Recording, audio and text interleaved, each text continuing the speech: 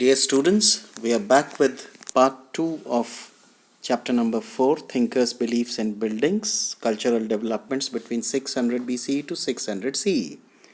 और इस पार्ट 2 में हम लोग जैन धर्म और महावीर जिनके विचारों पर यह धर्म शुरू हुआ था उनके बारे में जानने का प्रयास करेंगे।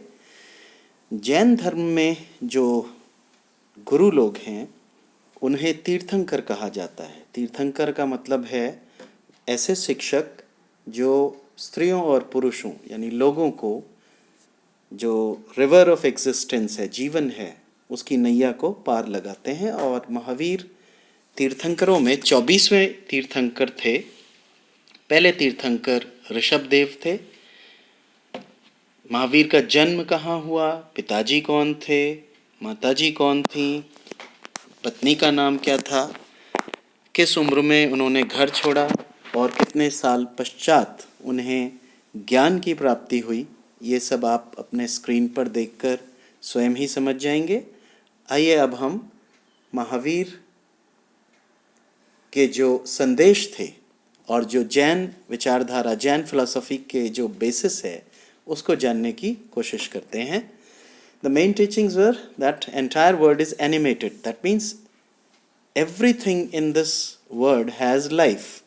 जैन धर्म का एक peculiar thought था, एक विशेष जिस पर ध्यान दिया जाना चाहिए कि रॉक्स और स्टोन्स और पानी, उनमें भी जिंदगी है, जीवन है। ये इस तरह का विश्वास इनका था। साइंटिफिकली हम लोग जान चुके हैं कि स्टोन्स, रॉक्स में पानी नहीं होता, जीवन नहीं होता, और पानी जीवनदायी होता है। पानी में खुद एक जीवन होता है। इस पर अभी साइंस कुछ नहीं बता पाया है। No injury to living beings, that is specially to humans, animals and plants. That means ahimsa, किसी पर भी कोई हिंसा नहीं करनी है, ऐसा विचार महावीर जैन का था। Cycle of birth and rebirth is shaped through कर्म, यानी जो जैसा आप काम करेंगे उसी हिसाब से आपका जन्म और पुनर्जन्म होगा। और कर्म की इस चक्र से आपको मुक्ति पानी है तो आपको तपस्या, वैराग्य और त्याग की आवश्यकता होगी।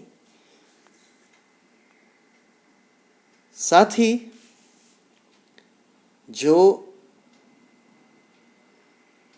जैन धर्म के विचारधारा थी उसमें मंत्रोच्चारण और यज्ञ करना और बलि चढ़ाना एक समय की बर्बादी माना जाता था। यानी इन कर्मकांडों से लोगों को दूर रहने की शिक्षा महावीर जैन ने दी। और महावीर जैन के अनुसार अच्छी जिंदगी जीने के लिए, एक अच्छा जीवन जीने के लिए 3 बातें आवश्यक हैं। इन्हें 3 ज्वेल्स कहा गया। 3 ज्वेल्स में क्या क्या शामिल था? राइट फेथ, राइट नॉलेज और राइट एक्शन। अगर हम इन्हें हिंदी में जाने तो सही विश्वास, सही ज्ञान और सही कार्य, ये 3 चीज़ें आवश्यक थी और इन्हें ही त्रिरत्न कहा जाता था, यानी 3 गहने। जैन विचारधारा को जो लोग मानते थे, विशेषकर जो परिवार छोड़ देते थे, उन्हें जैन साधु और साध्वी कहा जाता था, Jain monks and nuns, and they had to take 5 vows. That means 5 कस्में, प्रण, शपथ लेनी होती थी। सबसे पहली शपथ थी कि वो हिंसा नहीं करेंगे, किसी को मारेंगे नहीं। दूसरी थी चोरी नहीं करेंगे, they will not steal। तीसरा they will not lie, झूठ नहीं बोलेंगे। चौथा they will observe celibacy, ब्रह्मचर्य का पालन करेंगे। इसका अर्थ था वैवाहिक जीवन नहीं बिताएंगे, पारिवारिक जीवन नहीं बिताएंगे। And they will abstain from possessing property। abstain मतलब दूर रहना, तो यानी संपत्ति को इकट्ठा नहीं करेंगे, जितना आवश्यक होगा उतना ही अपने पास रखेंगे। अब हम जानने का प्रयास करेंगे that how did Jainism spread। Jain धर्म किस प्रकार भारत में प्रचारित प्रसारित हुआ। महावीर जैन ने जो भी शिक्षाएं दी थी वे उनके शिष्यों ने उनको दूर दूर जाकर फैलाया और कहानी कथाओं के माध्यम से, जो कि आम जन को आसानी से समझ में आती थी, लोगों को महावीर जैन के विचार बताए।